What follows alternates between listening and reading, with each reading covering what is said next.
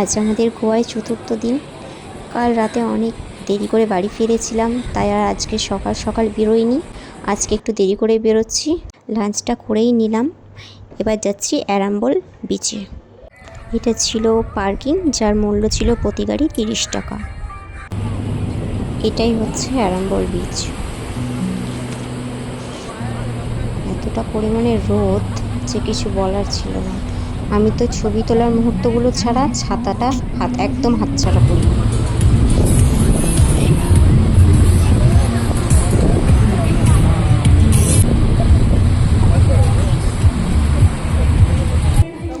আজ রোদ গরমটা না একটু বেশি এখানে।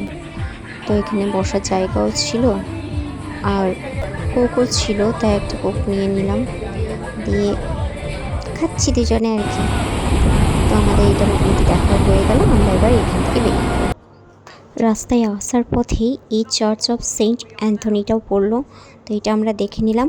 তো এখান থেকে আমরা এবার রুমে ফিরবো, সন্ধেও হয়ে আসছে। টাটা।